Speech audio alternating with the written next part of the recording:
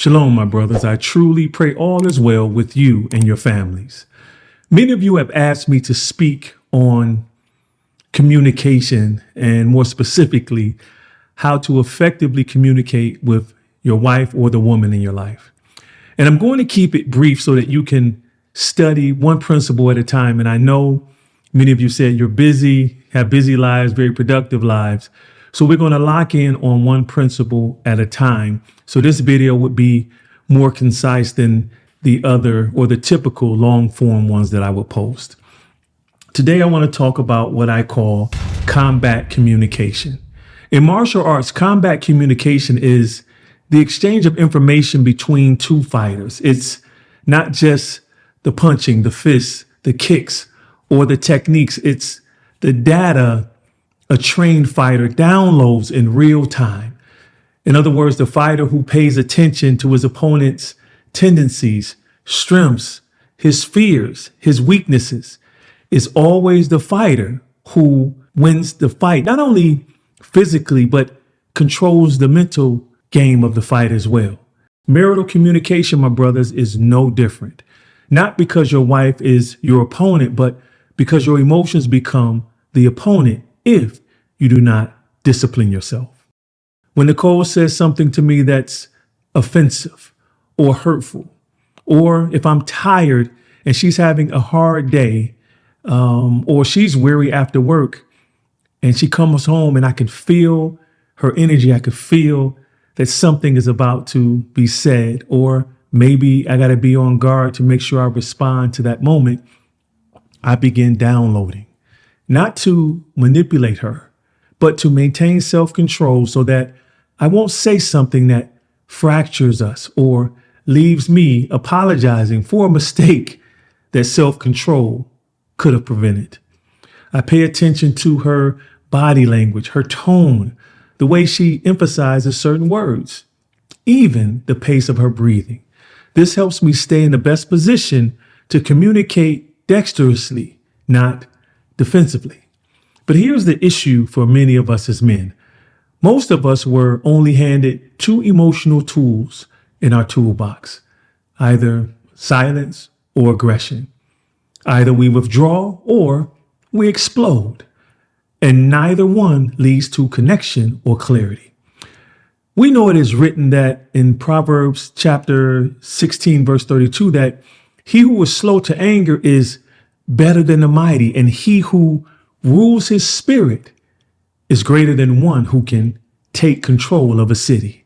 So instead of raising my voice, I fight internally, introspectively, to stay calm and articulate what I am actually feeling instead of reacting to what my wife, Nicole, is saying.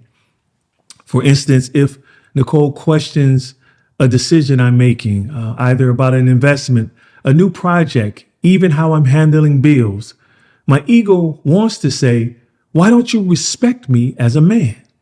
But we all know that's not our real issue. So instead, I calmly say, why don't you trust me as your husband?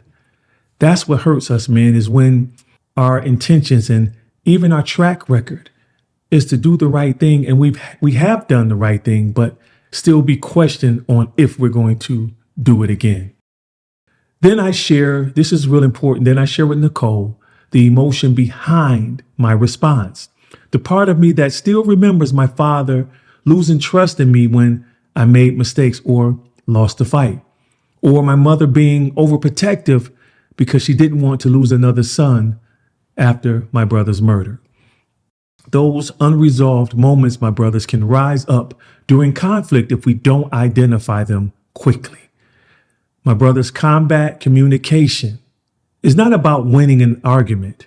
It's about mastering yourself so you can win in the relationship and maintain your marriage. Now, I want to give you 3 practical action steps so that you can apply what I just shared immediately. And I need you to really lock in, because probably as soon as you finish watching this video, you may be tested. So action step number 1, download before you respond. When conflict starts, when it begins, when you can feel it about to start, actually, calm yourself or wean your soul, like David said, so that you won't respond or react emotionally. Everything that I taught you about looking at your wife's body language, her mood, observing her mood, how is she even carrying herself in that moment? Pay attention again to the tone, the pacing, the body language, as I said before, and the emotional weight behind her words. That is so crucial in winning the, not argument, but winning the battle between doing the right thing and knowing the right thing and not doing it. And as we know, the scriptures say, to him that do that, it is sin. My brothers, that 2-second pause, that 2-second moment where you can just calm your thoughts down. It allows you that window to see into what's really going on. It gives you an opportunity to download information that she's conveying. It's often the difference between escalation and understanding. And a warrior always evaluates before he strikes. That is a skilled warrior. Action step number 2, name your emotion without blaming. Instead of saying, you always disrespect me, say, here's what I'm really feeling and here's why. This removes accusation and invites connection between you and your wife or the woman in your life. Emotional clarity, my man, it's not weakness. It's the discipline that prevents destruction and discord. And action step number 3, speak to the real issue, not your ego. Every argument, my brothers, has 2 battles: the surface disagreement and the deeper emotional wound that hasn't healed. If you only fight for what's on the surface or from what's on the surface, you'll keep losing the war that's really underneath. And to dive deeper into that concept, if you don't have my book, The Man the Moment Demands, please get it. But if you do have it, prayerfully you've read it. And if you have read it, go to the earthquake of emotions exercise that I created for you to identify the difference or teach you the difference between surface emotions and the root cause or the hypocenter emotions, that if you can express those before they rise to the epicenter where everything is that we love, we can stop these emotional earthquakes from happening. Now, I want you to ask yourself, what are you really feeling? What are you afraid to admit? And then from that truth, I want you to communicate it with your wife or the woman in your life. This may take time. Maybe you and her haven't reached this level of transparency. If you haven't, practice this by talking to a close friend or even a therapist. And then I also suggest that you start even in the mirror so that you can understand how to convey or what it looks like truly to convey your heart, and to make sure that your facial expressions, that your body language isn't casting off a signal that you don't want to convey. Again, I truly hope this will empower you. And I also wrote here in my notes, my brothers, combat communication is not about overpowering the woman in your life.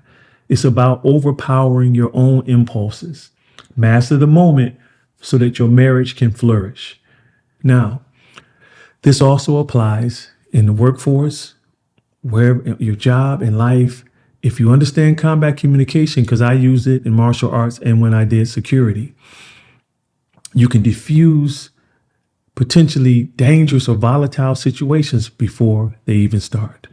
Again, I pray that this is an encouragement to you and will empower you into becoming a comprehensive man and to meet every moment head on with the right energy, focus, love, discipline, and most importantly,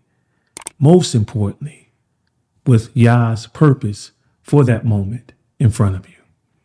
Shalom, my brothers.